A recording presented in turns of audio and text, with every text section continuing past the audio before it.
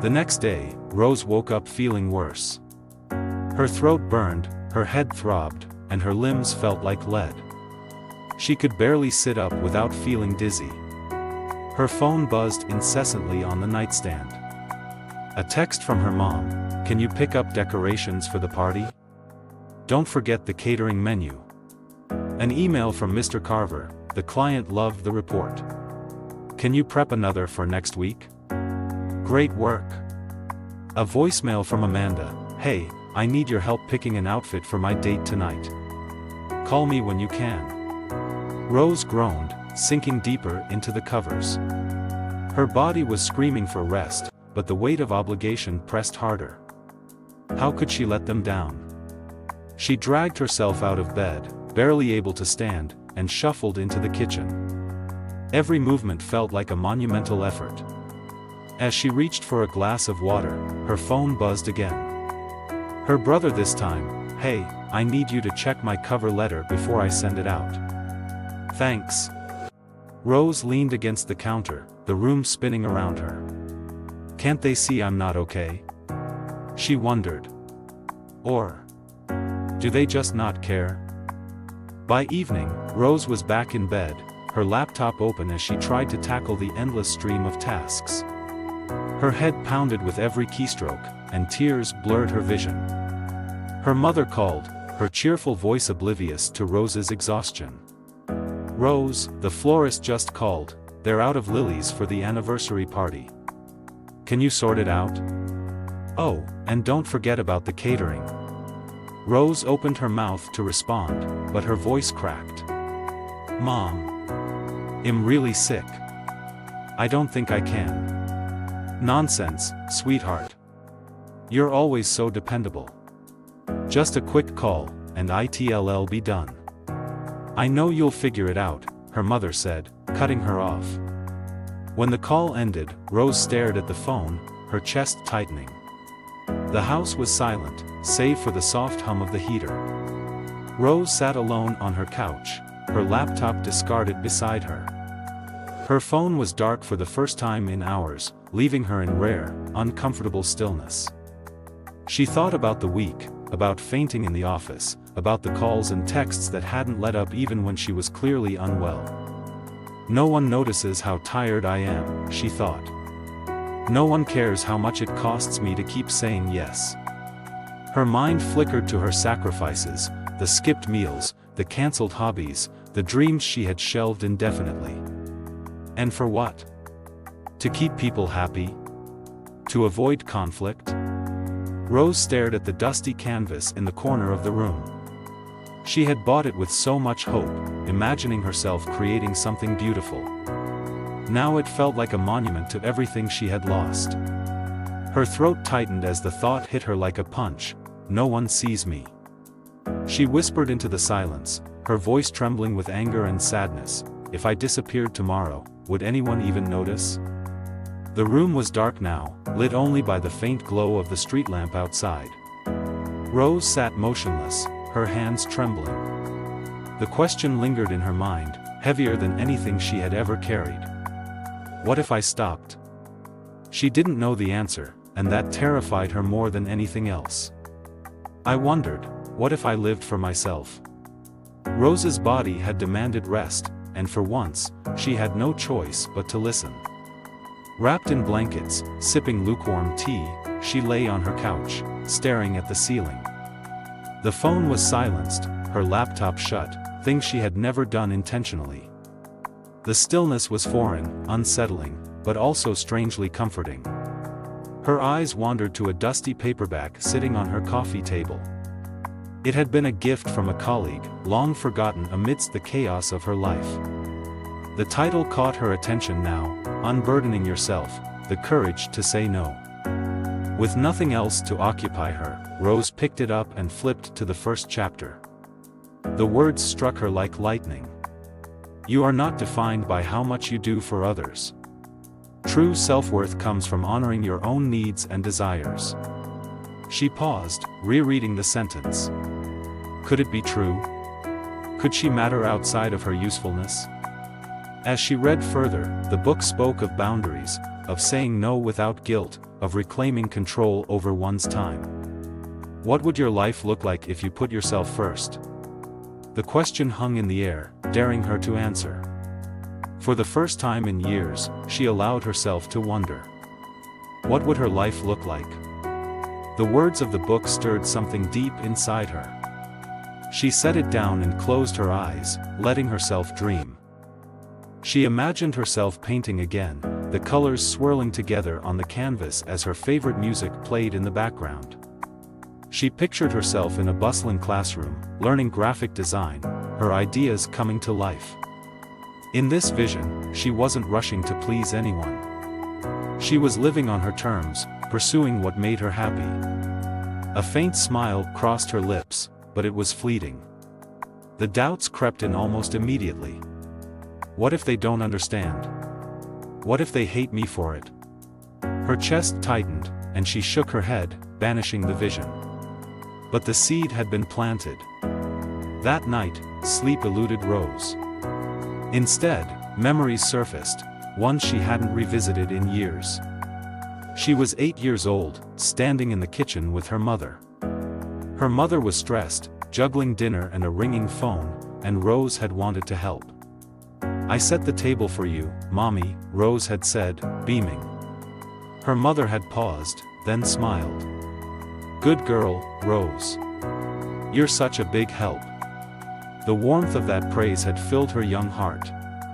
From then on, Rose had learned that helping, pleasing, and sacrificing brought love and approval. Another memory followed. She was 13, eagerly showing her father a drawing she had worked on for days. "Dad, look," she said, holding up the vibrant sketch. Her father glanced at it briefly before sighing. "That's nice, sweetheart, but can you help your brother with his homework? He's struggling." The drawing had gone unnoticed after that, shoved into a drawer. Back in the present, Rose's eyes filled with tears as the pieces fell into place. She had spent her whole life chasing approval, tying her worth to what she could do for others. The book's words echoed in her mind, "You are not defined by how much you do for others." Her voice trembled as she whispered to herself, "Then who am I?" The question scared her, but it also gave her a strange sense of hope. If she wasn't just a people pleaser, then maybe, just maybe, she could be something more. She reached for her phone and stared at the notifications. A message from Amanda, "Can you review my outfit options for tonight?" An email from Mr. Carver, "Need you to cover for me in tomorrow's meeting." A text from her mom, "Did you call the florist yet?" Her thumb hovered over the screen. For the first time, she hesitated, not out of guilt, but out of curiosity. What if she said no? Her heart raced as she typed a single reply to Amanda, "I can't right now. Hope you have a great time." She hit send before she could second-guess herself. A wave of anxiety swept over her, but it was followed by something else, relief. Rose sat on her couch, staring at the blank canvas in the corner. She picked up a pencil and drew a single, deliberate line across its surface. It wasn't much, but it was a start. As the line took shape, so did a new thought. What if this is the beginning of a different life? The requests were still coming, each one a reminder of the life Rose was trying to leave behind. Every yes felt like a weight dragging her back into the quicksand of obligation. But something inside her had shifted.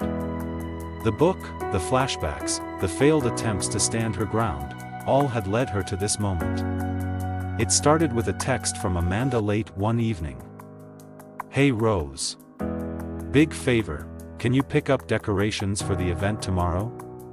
I totally forgot, and you're so good at this stuff. Let me know, thanks." Rose stared at the message, her heart pounding. Amanda had barely spoken to her since their last conversation, and now here she was, asking for help again as if nothing had happened. Her instinct to say yes flared, fueled by the fear of confrontation. But then she thought about her unfinished painting, the canvas still waiting for her on the easel. What about what I want? The thought was small but persistent. Her fingers hovered over the keyboard. "I can't. Sorry, I have plans. The words stared back at her, and she felt the all-too-familiar tug of guilt. What if Amanda got upset? What if this pushed their friendship to the brink? Her thumb wavered over the send button, her mind racing. 100 scenarios played out in her head, Amanda rolling her eyes, calling her selfish, complaining to their mutual friends, but then, a new voice broke through the noise. What if she respects you for it? With a deep breath, Rose pressed send. The phone buzzed almost immediately. Rose hesitated before opening the reply. Wow, okay. I didn't think you'd say no. Guess I'll figure it out myself. The words were curt, a little sharp, but they didn't sting as much as Rose expected. Amanda hadn't exploded or launched into a guilt trip. She had simply accepted it. Rose set the phone down, her heart still racing but her chest feeling lighter. Later that day, Rose found herself replaying the moment in her mind. She had said no, and the world hadn't ended. Amanda was frustrated, sure, but the sun still shone outside. She walked over to her easel, her fingers brushing against the brushes and paints. Slowly, she picked up the palette and began mixing colors. The first strokes were cautious, hesitant, but soon the canvas began to take shape. For the first time in months, Rose felt a sense of peace. That evening, Rose sat on her balcony, watching the sunset. The book lay open beside her, and she jotted down a thought in the margins. Every time I say no to something that doesn't serve me, I'm saying yes to myself. She let the words sink in, feeling their truth resonate. For years, she had been so afraid of disappointing others, of being seen as selfish or unkind.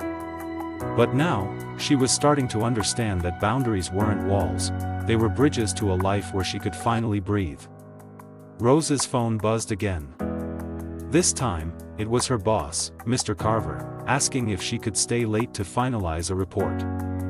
Her pulse quickened. Could she do it again? She took a deep breath, fingers steady as she typed, "Sorry, I can't tonight. I hope you understand." Her thumb hovered over the send button. Am I ready for this? Then, with quiet resolve, she pressed send. The progress Rose had made felt fragile, like a newly blossomed flower in a storm. She was learning to bloom in her own light, but not everyone in her life was ready to accept the changes. The ultimate test of her resolve was just around the corner, disguised in the familiar comfort of her family's needs. Rose sat at her kitchen table, her laptop open and a fresh cup of coffee steaming beside it. An email glowed on the screen, an invitation to present her artwork at a local gallery's showcase. It was her first real opportunity to share her art with the world. The event was in 3 days, and there was so much to prepare, framing her pieces, finalizing her artist statement, and rehearsing her presentation. It was exciting, but the pressure was immense. This could be the start of something real, Rose murmured to herself, imagining the life she had always dreamed of. Her phone rang, jolting her from her thoughts. She glanced at the screen. "Mom." "Rose, thank goodness you picked up," her mother's voice quavered. "We have a huge problem with the anniversary party. The caterer just canceled, and the florist delivered the wrong arrangements. I need you here. I can't do this alone." Rose's heart sank. She had already helped plan most of the party, sacrificing countless hours, but her mother's desperation was palpable. "When is it?" Rose asked, already knowing the answer. "Saturday, of course," her mother said. "I know you'll make time, you're always so good at fixing things." Rose's chest tightened. The gallery showcase was the same day. As she hung up the phone, Rose's mind raced. She pictured her mother, frazzled and overwhelmed, and a familiar wave of guilt washed over her. "How could I turn my back on my family?" she thought. "But if I go, what happens to my showcase?" For years, her family's needs had always come first. Every sacrifice, every postponed dream, had been justified by the belief that she was doing the right thing. But now, for the first time, she questioned it. If I say yes, it'll be proving that nothing has changed. But if I say no, will my family still love me?